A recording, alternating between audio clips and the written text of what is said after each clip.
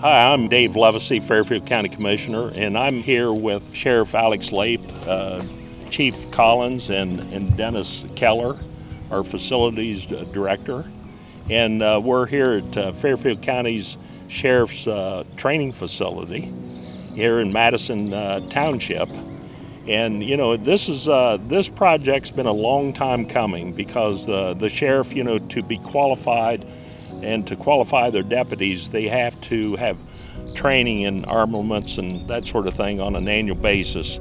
And so, having a facility like this and a place to go has been a very difficult situation.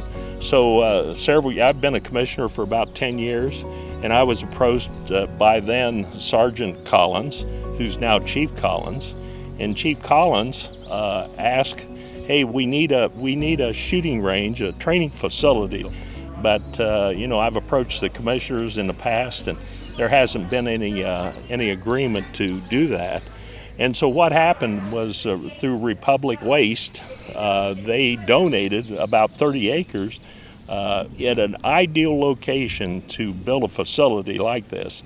So Chief Collins, if you'd like to comment, we'd love to hear from you. Well, Commissioner, again, on behalf of the Sheriff's Office, we'd like to thank the commissioners for this type of an investment. But, we're able to do a lot of different things down here as far as training with regards to a couple buildings that were donated by Lancaster City Schools, as well as the property donated by Republic. We're able to do defensive tactics training, firearms training, really with the 35 acres, kind of the sky's the limit on future development and ideas of what we can do. Great. Sheriff, what do you think? Well, this is a long time coming, and quite honestly, it gives us the ability, as Chief Collins mentioned, to diversify the training that we can do and to do it in a better fashion. The state requires annually that we qualify with our duty weapons. Well, qualification is not training. That's just proving that you can hit the target.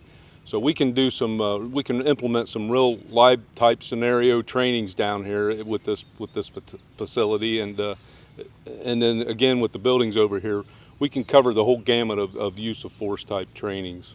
Dennis, being our facilities director, he oversaw this project from the beginning to the end. I believe this project overall cost, even with the donated land, was about $461,000. So it was quite expensive, but it's just a great investment. Dennis? Yes, thank you, Commissioner. It all began probably 2018, 2019, the planning and budgeting process to make provisions for this. And then everybody knows COVID hit us for a couple of years and kind of slowed things down. But in 2021, we were able to actually get it engineered and bid it and get the construction process going. Took about 6 months, finished up a little later last construction season than we wanted it to, and made it difficult to get the grass started. So here we are in spring of 2022, still trying to get the grass established on the berms and everything. But it's been a great project to create the dirt needed for all these large berms that you see in the background. We were able to dig a borrow pit out there. Now you can call it a pond if you want to, but technically it was just a pit dug to get the dirt that we needed so that we didn't have to bring it in from the outside. That saved us several $1,000s on the project. So. And Dennis, there is an EPA requirement when we build a facility like this, so if you could talk about that a little bit. Yes, we included a subsurface drainage system. So when it rains, obviously there's runoff off of these berms, these piles of dirt that you see in the background. Once they are contaminated with lots of lead from the bullets, that runoff then can cause lead runoff into the water. So that's all captured in a drainage system that goes out to the creek over there in the tree line. There's inspection ports and manholes and things where we can test that and comply with all EPA regulations. Very good. And Chief and Jared, would you want to tell us a little bit about what we're seeing here, how this actually functions? Sure. This range is what's deemed as range 1 or a short range. This is primarily used for handgun caliber, shotgun. Then we have a secondary range that's on the other side that is a long range that is for patrol rifles or precision rifles, and it goes out to about 500 yards. We're able to do just about anything on this range as far as vehicles, set up structures, and just pretty much the sky's the limit on what we can do with this. So I guess the emphasis is training and putting your deputies through all kinds of scenarios and being able to be prepared for some sort of future, God help us, event. Absolutely, and I'm sure the sheriff can testify to the fact that the more trained our people are and the higher level of quality training they get, the lower the liability is for the citizens of the county and the safer we can make the citizens of the county. Sheriff? Yeah, that's true. And you know, training, there's requirements to train, and if we don't meet those requirements, like I said earlier, qualification that's mandated by the state is not training.